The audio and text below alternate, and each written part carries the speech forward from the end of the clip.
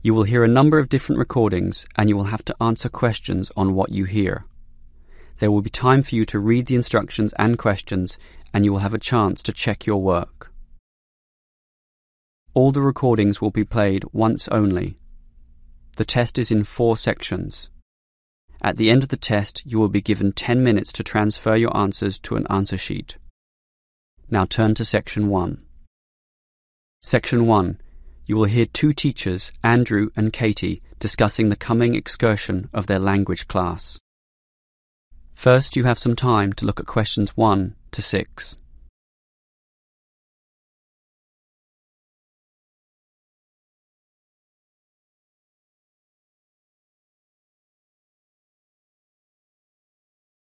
Plan, but when exactly is it? Is it this Tuesday or Wednesday? Well, it can't be Tuesday with the English tests taking place. Ah, right, not Tuesday but Wednesday. That's right, all day Wednesday, taking a bus outside the city. The excursion is on Wednesday, so Wednesday has been written in the space. Now we shall begin. You should answer the questions as you listen, because you will not hear the recording a second time. Listen carefully and answer questions 1 to 6. Well, we have this school excursion plan, but when exactly is it? Is it this Tuesday or Wednesday? Well, it can't be Tuesday with the English tests taking place. Ah, right, not Tuesday but Wednesday. That's right, all day Wednesday, taking a bus outside the city. And where are we going? Last month we went to Arthur Island, so this time we're going to the animal park. Arthur Island was okay, but it was too cold. Let's hope the weather for this week's excursion is better. I don't suppose animals care about bad weather, but I certainly do. Have you heard the forecast? Yes, and it's not too bad. Basically, they're saying Monday will be sunny. Good. But then the weather will change. Not so good. Yes. Tuesday we'll have some showers, but by Wednesday, the day of our excursion, it will be, well, their words are cold and cloudy. Cold and cloudy. Well, as long as it isn't wet and rainy, I'm happy enough. We won't need umbrellas, just warm clothing. And what time will we get there? Let's see, the bus picks us up at 8:30 a.m. and then it's an hour and a half on the road, so we arrive at 10 a.m. Sorry, with the 15-minute break, that will actually be 10:15 a.m. That's early enough. Then all our students can see the animals, have their fun, and do whatever they want to do. Well, one fun event planned that day is Birds of Prey. What's that? That's when they bring out several birds of prey, eagles, falcons, kites, those sorts of birds, and throw pieces of meat into the air, and the birds swoop down and eat them. It's quite impressive. Sounds great. Birds of prey. Are there any other activities? There's a catered lunch at the park restaurant. We've already paid for that. And in the afternoon there's... Well, I had a choice between the reptile display and the koala handling. In the reptile display, the students can handle live pythons and various other snakes. Surely they'd rather hold koalas. I'm sure, but the koalas can't be handled unless the weather's sunny, and given the forecast, I thought it better to choose the reptile display. That's a shame. These Asian students would love the koala handling. Yes, I know, but we can't control the weather. And then we get back. What time will that be? We leave the park at 4:30, but then we face traffic, so we won't get back until well after 6 p.m. It will most likely be 6:30, but that's better than the last trip. We didn't get home until 8:30 that time. Yes, that was a bit too late, wasn't it? Before you hear the rest of the conversation, you have some time to look at questions 7 to 10.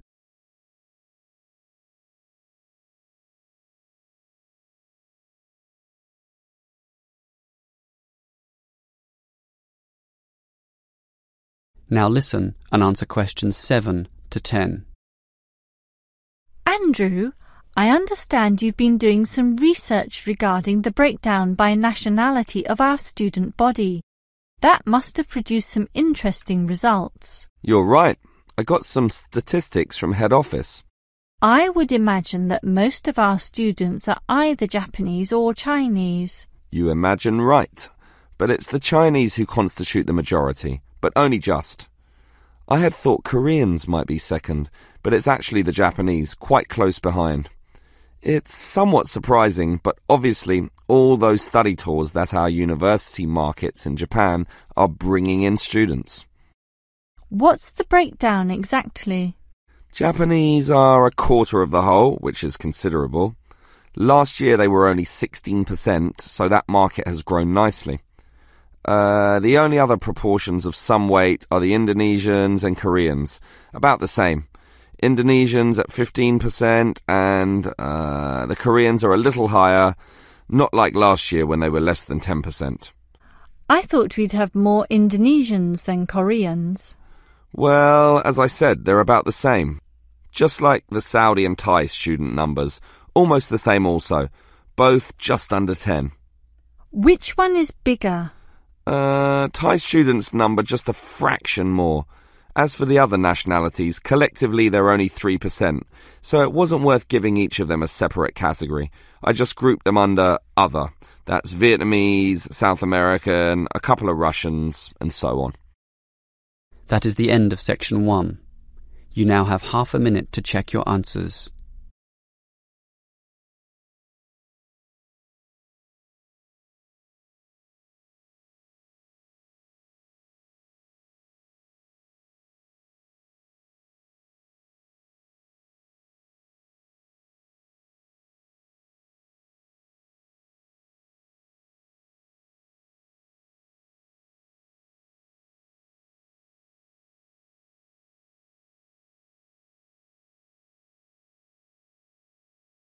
Now turn to Section 2.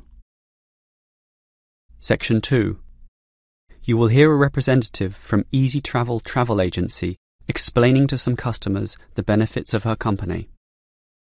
First, you have some time to look at questions 11 to 15.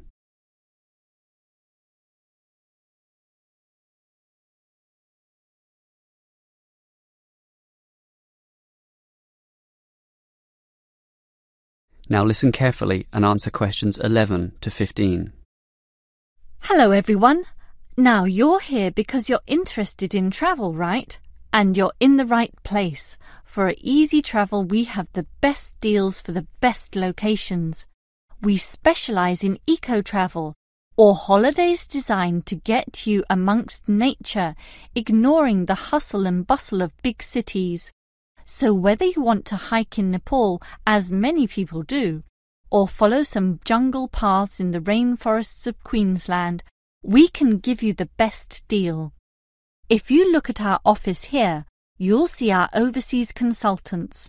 That's for trips overseas, obviously, to Europe, to North America, but primarily for the Asian market, which is generally more popular in this part of the world. Most people like that touch of the Orient, right? But they also like the domestic market, since this country offers its fair share of beautiful natural vistas. What about the deserts, anyone? What about some striking red rock gorges? Then talk to our domestic consultants, who can arrange anything you want. But they deal with the accounts in the morning, so you'll need to talk to them in the afternoon. And remember, our office doesn't open at night, sorry to say. Now, around the outskirts and outer regions of this city, there are many beautiful places that you might not be aware of, and the advantages of these regional locations are many. Mostly by being closer, some of them can be done in a day tour. Yes, it's fast and convenient with none of those long-haul bus trips which often leave you cramped and uncomfortable and stuffing heavy suitcases into luggage racks. But I should tell you about our buses, those that are needed for the somewhat more distant holiday destinations. They definitely do not suffer from those problems I just mentioned. We use the services of the famous Sleek Line Company, whose buses are known as the very best. Yes, they are big, yes, they are comfortable, but what makes them especially different is the personal attendant who accompanies the driver, ready and willing to serve you and ensure that your trip is the very best. So whether it's overseas or local, we can certainly give you what you want. Now, do you have any questions? Before you hear the rest of the talk, you have some time to look at questions 16 to 20.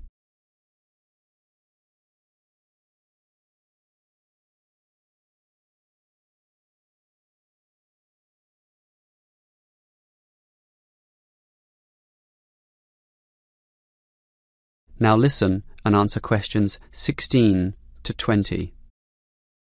Right, let me orient you to our main Easy Travel office here. On this table right beside us are travel magazines for you to browse through, and on the wall next to that are many more for all parts of the world. Our 4 travel consultants sit over there on the other side of that long counter. That's right, 4 of them, side by side, all serving various regions. Now, let me tell you their specific functions. Firstly, the consultant on the left, next to the plant, is the local tours consultant, serving tours in the immediate vicinity of this city. Next to her is what we call regional tours, targeting the statewide options. Next to her is the interstate tours, and that can involve either buses or planes. In the former case, utilising the Sleek Line bus service, as you know. And finally, next to her in the corner is General Inquiries, which is self-explanatory. If you have questions of a general nature, rather than one relating to specific destinations, you can go there. Now, as I said, we can do international tours, and for that you need our big office, just through that door, the one between those 2 plants. However, if your international tour is in the Asian region, which is generally our most popular option, then we deal with that in a separate room, the one opposite international tours, but not the corner one. Just go through that door on the left, the one next to that cupboard. The door next to that is, in fact, our general office, so please don't go through there. That's reserved for staff members only. That is the end of section 2. You now have half a minute to check your answers.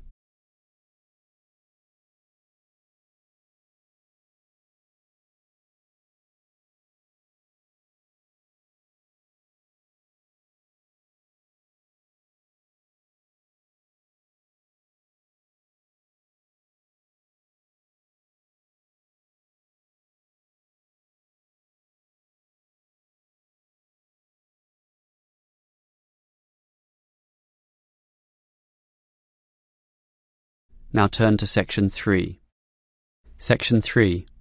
You will hear 2 students, Sam and Liz, discussing their university orientation program.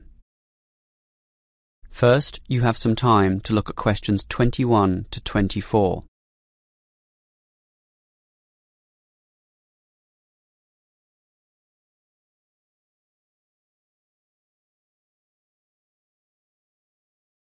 Now listen carefully and answer questions 21 to 24. Hi Liz, how do you feel about starting university here? A little bit nervous, but I'm confident I can handle it. This orientation programme seems like it will help us a lot. Sure. I'm looking at the timetable here myself. It seems that there are choices available. I can see. So, what are you going to do Monday afternoon? In the morning we all have the opening lecture, but it looks like we have a choice later that day, as you said. Well, the careers lecture might be helpful, but I am interested in the uni tour. It's probably too early to be thinking of careers now anyway, and I want to know what's what at this new university, so I'm doing the tour. All right, I'll come along with you. Might learn something interesting. After all, we haven't seen much of this place yet, and we will be spending 4 years here. Tuesday is another full day too. In the afternoon, there's a lecture about study skills, but that morning offers another choice. Library tour or student union induction? What do you think? I think the student union is very important, but we can go there any time, right? So we should take advantage of the library tour while it's being offered. Maybe the week after, you and I can go to the student union.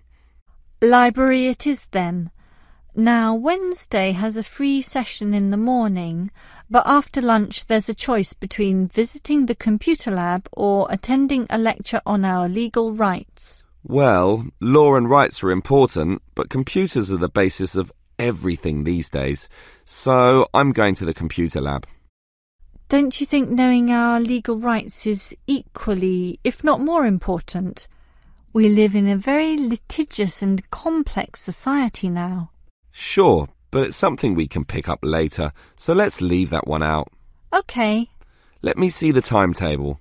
Thursday is a free day, and the week winds up with some celebrations on Friday afternoon. It looks like a fun choice too. There's either a barbecue on the main lawn or the dance. I never pass up the chance to eat something. What about you? If I can get a free meal, I'll take it any day, and I'm not good at dancing anyway. Well, that's that decided, right? Right. Before you hear the rest of the conversation, you have some time to look at questions 25 to 30.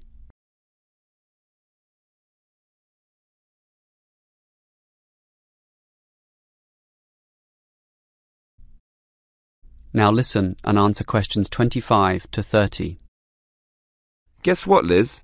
There's another interesting thing in this orientation booklet. And it looks important, about a style guide. What's that? Take a look yourself. It seems to be a set of rules regarding how to present written work, essays and that sort of thing to the lecturers. They want a uniform style of presentation. I can see, so everything we hand in must have a header and a footer. A what? A header and a footer. The footer is at the bottom of the page and the header is at the very top. That's why they call it a header, you know, that little bit of writing giving details about the work. And they also want the word count. Why do they need that? I guess because the lecturers will specify the number of words they want for their assignment, and they want to be sure students follow this. And even the heading on the page has to be a specific dimension, 16 points and bold print and underlined. And subheadings are 14 points, and the font has to be Arial for everything.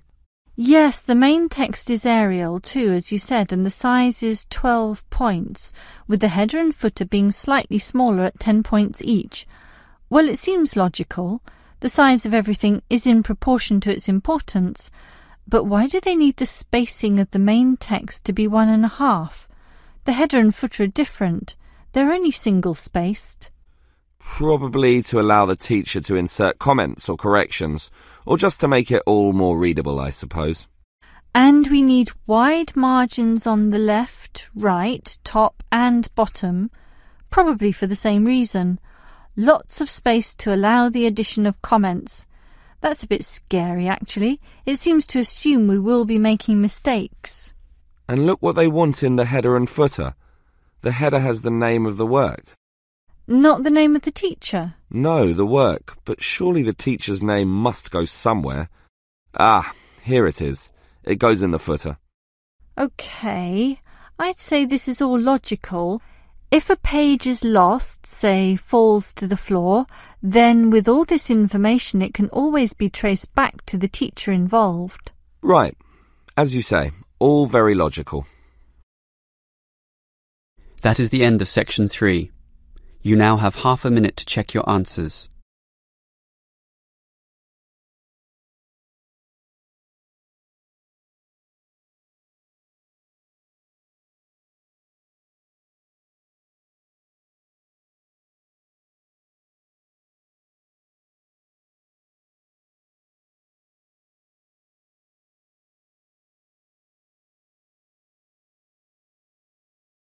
Now turn to section 4.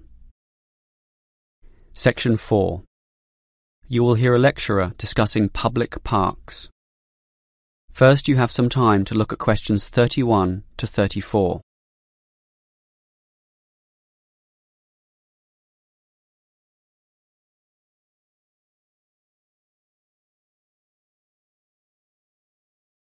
Now listen carefully and answer questions 31 to 34. Most of us are familiar with a local park. We spend time there, play there, and have some of our best memories in these places. But what is a park? Basically, it can be defined as a natural, or at least semi-natural, piece of land, planted with a variety of trees, bushes and flowers, protected and reserved for the enjoyment of all citizens. There are usually regulations about the sorts of behaviour that can take place within, and sometimes there are facilities such as children's playgrounds or fields for ball games and other sorts of activities. For this reason, if there is grass, it is kept short, and this also discourages the breeding of insect pests. A well-maintained park actually needs a lot of people to look after it, and more so if the park showcases special plants, flowers or trees, in which case it is called a botanic garden. In complete contrast, if the park is big and remote enough, it is sometimes designated as a wilderness park, to be left completely alone and untouched, protected from all development in order to allow wild species, both plant and animal, to live undisturbed. But it is the urban park, the sort of park that most people are familiar with, that I want to talk about now. These preserve natural landscapes for the pleasure of the urban population, most commonly just for passive recreation. In other words, allowing people just to observe the trees and lie in the grass, and such passive recreation is certainly needed. Before you hear the rest of the lecture, you have some time to look at questions 35 to 40.